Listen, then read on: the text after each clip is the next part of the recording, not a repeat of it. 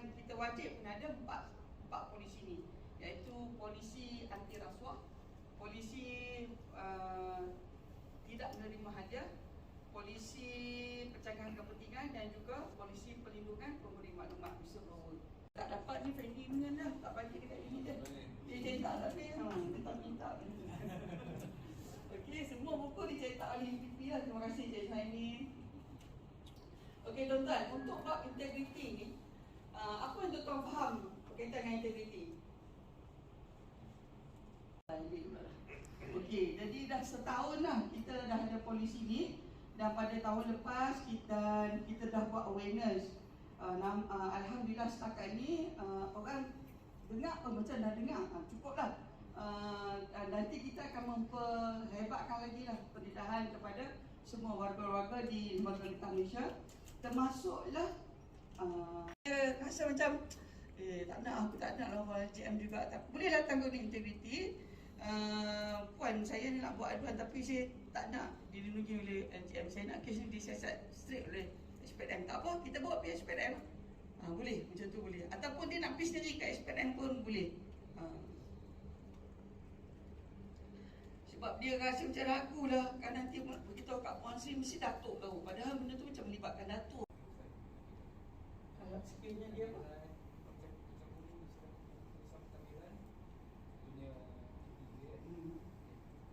Kalau tanya saya boleh, tapi macam mana nak ambil tu lah yang jadi yelah selalunya instruction lah. Yang mana instruction dia beri kat Datuk yang mati kutu lah. Kadang-kadang tu, kadang-kadang selalu aja suami kan. Jadi tidak, kalau kes tu memang sangat hebat, memang bukan kita lah, kita bawa ke SPNM yang boleh ambil tindakan kat atas ahli lembaga. Salah satu cara untuk menghebahkan kepada pihak kepentingan yang kita ada polisi ni. Kemudian dan juga kalau ada staff-staff dia yang macam minta ke apa, dia dah bagi channel lah untuk buat laporan. Menyediakan saluran aduan, so kita ada saluran aduan kita ada whistleblower, dan juga memantapkan takbir urus terbaik dan meningkatkan kualiti penyampaian. Kita boleh letak buat pameran lah. Selalunya kan dekat bilik-bilik dekat atas tu ada banyak hadiah tu. Kemudian hadiah daripada LGM pada pihak yang berkepentingan berkaitan fungsi rasmi LGM, sempena majlis-majlis atau kerajaan yang diberi kepada semua tetamu yang menghadiri majlis tersebut. Kalau kita dengan pihak berkepentingan, katalah kita ada booth pameran kan. Lepas tu kita ada goodies bag, hadiah-hadiah tu kita boleh terima. Sebab bukan kita aja dapat. Semua orang yang datang ke pameran tu semua dapat. Mentua dan adik-beradik termasuk sebelah isteri atau sebelah suami. Yalah kalau dapat rantai, dapat kereta sebiji, dapat tanah sebidang tanah, okey? Dapat tiket percutian keluarga contohnya, yang bagi sepupu apa semua, yang tu boleh. Tapi kalau pembekal yang bagi tiket percutian tu bahaya.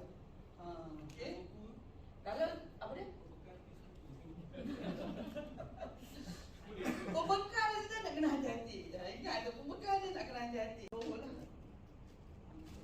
Contoh, tapi tak pernah berlaku je. Tapi kita pernah fikir macam mana kita apabila tindakan mudah akan berlaku kepada whistleblower, macam mana kita nak halang dia supaya tak berlaku. Oleh HR ke, oleh KP ke, oleh pengarah dia ke, oleh kita unit dia ke.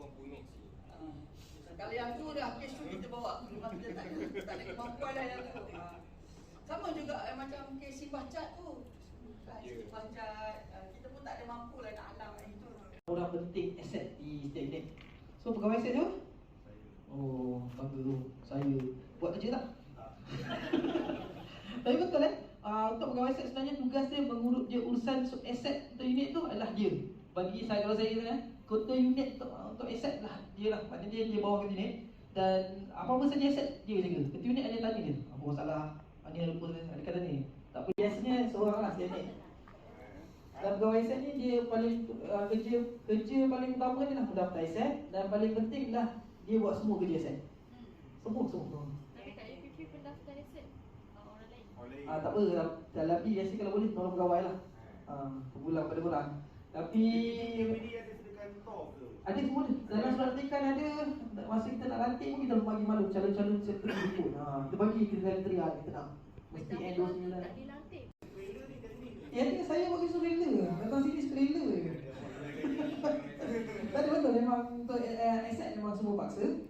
Dan normal lah tu, memang part of kerja kita. Jangan darah pula ni. So next, okay. Seterusnya adalah ni dua pegawai yang penting selama ni kita ada tiga tu je paling kira faham tugas dia. Cuma yang dua ni nak kali ni nak spesifik sikit lah. So ada pegawai penerima, tak tahu siapa pegawai penerima? So ada. So pegawai penerima ni adalah orang yang menerima aset alih. Bila kita beli aset, mohon. Untuk aset. Kan orang ni. Sebab pegawai pemesan adalah orang lain. Lepas tu dia datang. Dia akan datang untuk periksakan. Janganlah orang yang pesan sama datang. Cuma dalam orang kipas 2 tu, kipas 1 tu, dia ada 2 orang. Maknanya orang pertama adalah penerima wajib, dan kedua adalah pegawai pesan yang dia sign kat situ. Tapi untuk aset yang perolehan dia unit buat. Tak sama. Okey, yang ini adalah benda yang amal tak? Kipas 6. Kalau Fendi bawa pergi pameran dia rekod tak? Mesti tak kan? Dia tak buat aset. Contohnya kalau satu aset tu dibawa keluar daripada office, pergi pameran ke, pergi pinjam, kena rekodkan kipas 6. Saya pernah lakukan dengan Puan Steve ni. Printer dia kata hilang. Lalas jumpa kat utara. Insurans dah claim dah pun. Okey, yang diberikan kepada perkhidmatan macam cuti rehat lah yang diberi tu. Okey, lepas tu cuti separuh gaji, tak gaji, cuti ini lain sebagainya adalah kepada cikgu-cikgu lah, cuti rehat semualah. Okey, lepas tu cuti-cuti atas sebab perubatan, ada cuti sakit, sakit lanjutan, kuarantin, lepas tu kecederaan, TB, kusta dan juga barang, serta cuti bersalin. Lepas tu cuti tak berekod, kita ada cuti gantian, cuti latihan pasukan, sukarela, isteri bersalin, urusan kematian, keluarga terdekat, menderma organ, ini ada hari kan. Tapi Farul okey, dia macam ni. Dia kalau cuti contoh 150 hari. Okey, tak boleh pula 150 hari bagi 2 75. Kita tak, dia mesti ambil at least 90 hari lah. Kalau dulu kita dah ambil dulu memang 75 je. 75 dulu. Lepas tu sekali dia naikkan kepada 90 hari. Tak boleh lah. Sebab sekali dia naik, dah ambil, itu je. Dia tak boleh lah. Yang mana kita kata dulu 75, sekarang 90, ada balance lagi contoh 5 kali. 5 kali, tak boleh. Mana siapa dah ambil lah. Tu tuan-tuan perempuan boleh dapatkan rawatan sebanyak 120. Ataupun kalau contohlah satu hari tu dah dapatkan rawatan 80, so lagi 40 tu tak boleh guna kita. Itu. Dia perempuan kiranya dia simpan untuk baki. Gitu. Okey, lepas tu yang ni pemeriksaan kesihatan. Pemeriksaan kesihatan ni, dia kemudahan ni kita panjangkan pada anggota yang berumur 40 tahun ke atas sahaja. Yang ni kemudahan ni dia 5 kali. Dari hospital swasta lah. So klinik ni kebanyakan ni macam susah sikit lah dia nak dapatkan quotation dia kan. So kalau macam hospital ni dia ada bahagian wellness dia. So dekat situ memang dah ada dia punya package dia set up. Hospital mahal. Hospital dia memang ada mahal, tapi ada yang ni lah, ada yang bagi tu aja nanti diorang akan ni lah, diorang akan sediakan package yang sesuai kan.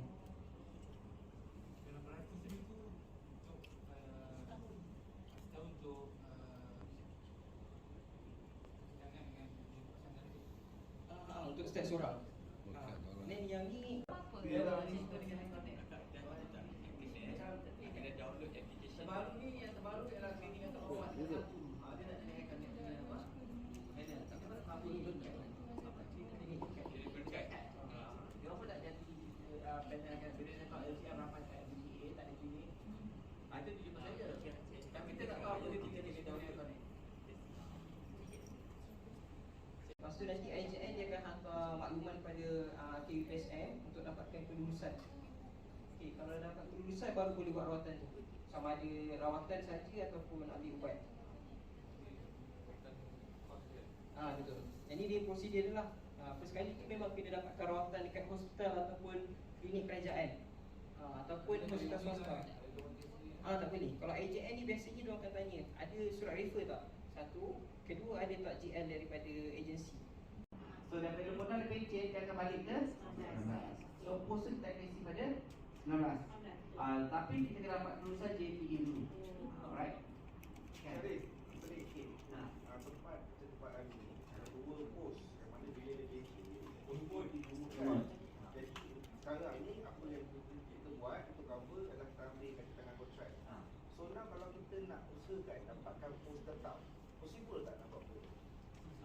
jumut tu dia di-set oleh JPE.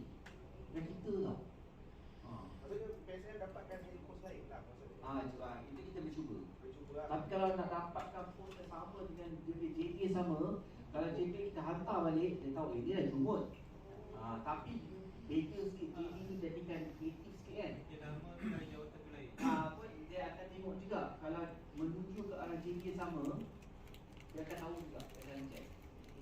Alhamdulillah. Boleh baca awal. Itulah, bila JPE tu Dan jual luar sekarang kan. itulah, tapi cara itu kita Aku nanti see Penny, kita nanti cek kontrak ni. Okey, so saya pergi dengan CFS dengan COS ni. Okey, hari tu UPSN dah bawa paper lah kepada JPA sebab kita ada satu kes lah. Satu kes ada bekas staff kita dia hantar komplain ke KPSB. So KPSB kata CFS kita dah terlambat kan. So kalau waktu pressing ni senang sikit. Within 7.30 sampai 9 boleh masuk bila-bila masa. Kan, kita kalau boleh kita nak maintainkan lah waktu kerja vaksin ni. So nanti bulan 2, nanti persiapan besar Datuk nak tengok jatuh kuasa ni, kita present balik apa kita punya finding. So antara lain jatuh kuasa buat masa ni dia akan cari quotation untuk pejabat wilayah macam mana dia nak clock in clock out tu. Sistem tu lah, kita tinggal tengok lah, Cik Makna tinggal tengok lah. So hari ni kita akan bagi talk pasal waktu kerja vaksin sampai pukul 5.30 dan yang terakhir adalah pukul 9 sampai pukul 6 lah. So apabila kita dah transit to flexi, kita fleksibel waktu masuk tu. Di mana paling awal kita boleh masuk 7.30, paling lambat kita boleh masuk pukul 9. Dia tak perlu kita nak pilih lagi lah. Macam sebelum ni kita pilih waktu, contoh waktu bekerja 2, masuk pukul 8 kan. Lepas tu minggu depan tiba-tiba kita lambat, kita terpaksa masuk 8.30, tu dah dia dah kacau kita punya record lah. So dia kena balik pada pukul 6 petang. Kalau dia tak punch masuk, maknanya dia, contoh dia apply orang tugas luar dan tempat tu di bawah 25 km radius, dia tak punch in. So bila dia masuk office balik, dia kena pulang pada pukul 6 petang. Tapi macam kalau ada satu cara yang mana kalau contoh dia ada meeting kat Sungai Buloh kan, contohlah Sungai Buloh bawah 20 km kan, contoh dia datang office dulu, dia punch in. Tapi untuk luar lebih 25 km memang dia boleh balik awal sebab dia jauh. Makna kalau dalam radius 25 km, kalau dia punch in 7.30 sampai 9, waktu pulang dia sama lah 4.30 sampai 6. Bergantung pada dia punch in tu lah. Bergantung pada dia punya punch in. Betul. Tapi kalau dia tak punch in, tapi dalam radius 25 Di bawah. dia balik pukul 6. Betul. Bermakna kalau dia tak punch in, dia balik pukul 6, dia kena masuk pejabat lah. Tak, kalau dia masuk pejabat lah tu. Kalau dia masuk balik. Pukul 6 lah. Kalau meeting tu, contoh dia pergi, so dia balik meeting pukul 12 contoh, sampai office. So dia balik-balik 4.30 sebab dia lebih 25 km. Yes. Tapi kalau dia pergi meeting dekat Gunung Kosong, daripada PG ke Gunung Kosong tak sampai 25 km radius. Okay, so dia tak punch in, dia terus tak pergi. punch in, dia terus pergi, dia kena balik pukul 6. Sebab kita masih ada guna sistem kuning, hijau, merah ni kan. Betul. Kalau sistem kita dah okey, mungkin secara automatically dia generate dia punya tu warna tu kan. Okay, tu kalau last kali kita dapat kad merah lah. Anda kata anggota tu dah last, maknanya last morning, dia dapat satu catatan merah, dia datang lambat sekali lagi, maknanya kad merah ni akan dikekalkan, tindakan tata tertib akan diambil lah pada anggota tersebut.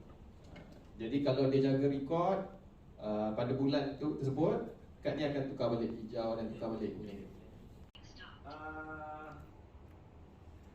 Okey, berapa kilometer radius daripada pejabat, okey, yang mana staff kena masuk balik ke pejabat, jika masuk balik ke pejabat tetapi dia boleh balik pada pukul 4.30.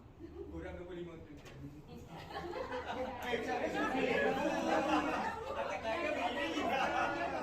Tak boleh. Nanti ni PSM boleh lah. Ya, kami bangsa.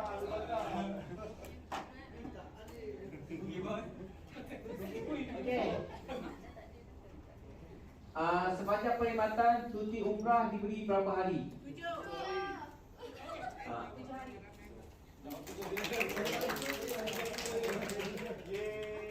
Ada lagi. Olah saya. Mau dapat jadi. Cari modal lebih sikit dia.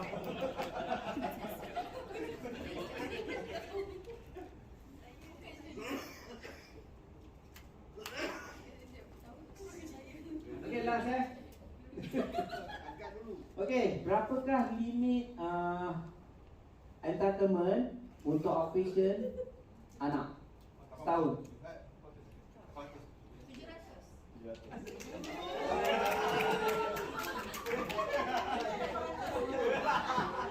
Okey dah. Mengucapkan terima kasih.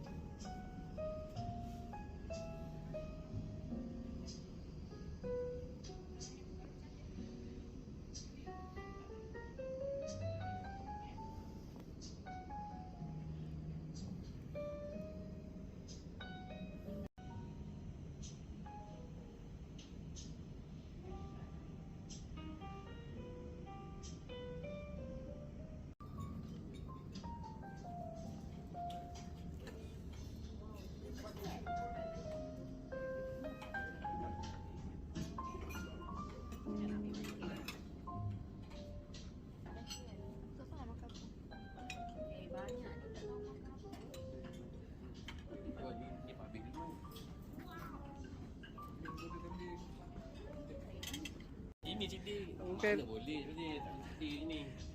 Aku tak cik dia. Aku makan sikit lah. Wow.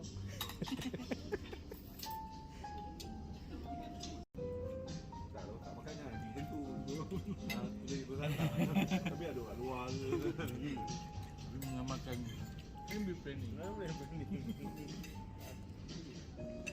Tak, ini kalau kita dah kenal tak apa.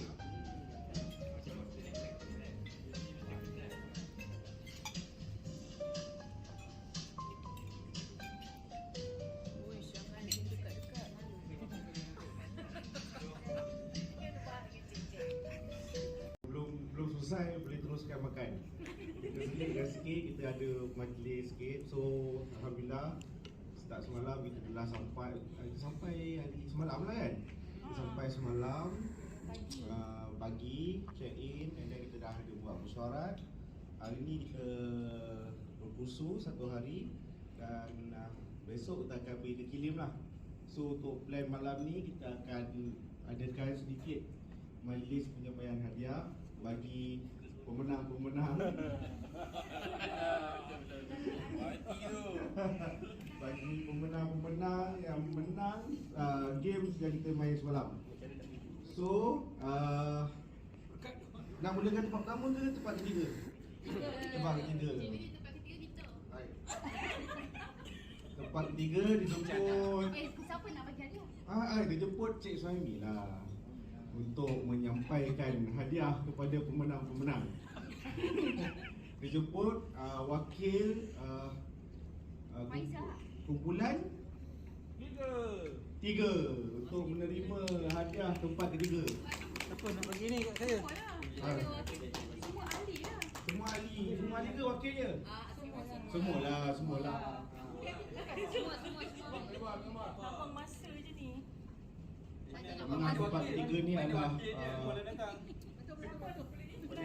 penyandang juara sebanyak 5 kali sebelum ni. Tapi tim ni sengaja kalah lah bagi peluang kat tim lain. Aku pula tiga. Kepala tu. Bos nak dua. Bos tak pergi hadiah. Padil. Fatin. Ini siapa betul pula? Terus. Betul lah, kapal lah. Tin. Wan. Satu bagi-bagi lah. Pegang lah ambil gambar. Oh, bagilah. Sikit ke hati. Fadil, mai sini. Apa lagi? Cik Madi ni. Bagi berapa? Video. video. Ni kau punya. Ni buat dia. Kalau nak ambil gambar, snap daripada Raja. Oh, snap. Ada ruang snap. Gambar sikit. Oh ni. Gambar. Bos ni bos. Ni Cik Madi. Sekali lah, rapat-rapat. Rapat lagi. Ya, ya. Ni bagi 3. Okay. Tim terkalah. Ni tercopot. 1, 2, 3.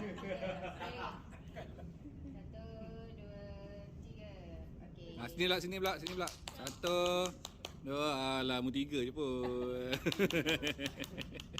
Okey dah. Dia just tekan klik je. tekan. Oh, senang. Dia live sambil ni Sambil ambil video. Oh. Okey So tamat dah sudah majlis.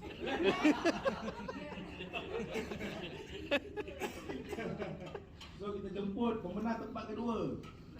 Kumpulan 1 yang diketuai oleh okey boleh.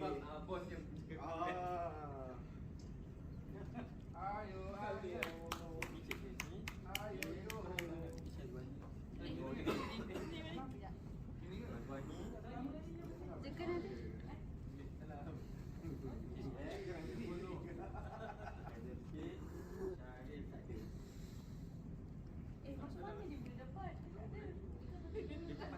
Tekan last minute. Ni.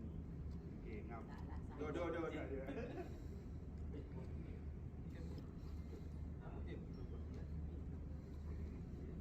Depan Mas. Pusing.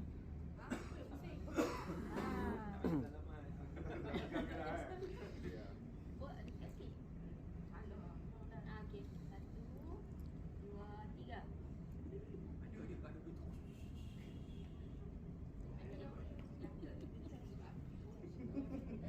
Okey, pada sini 1, 2, 3. 1, 2. Okey. tadi gambar Fendi nombor 3. Tak, terusnya. Yang menjemput. Masing-masing gambar dia. Pemenang tempat pertama yang diragui kemenangannya. Dijemput kumpulan 2.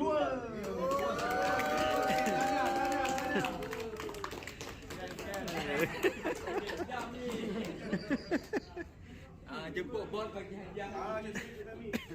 Ni ada Bagi dia.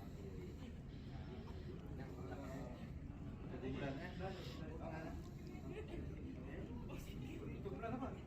Tak ada. Apa duduk?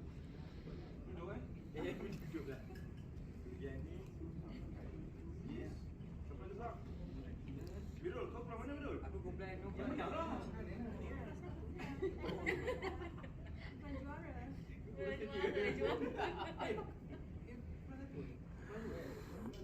Mel, sini Fendi. Gambar kau setiap kumpulan Tak ada. payah.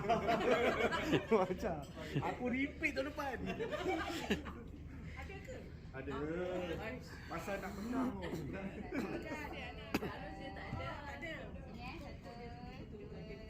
Tak payah lah kau. Okey, tengok sini. 1, 2, 3. 1, 2, 3. Okey. Alright.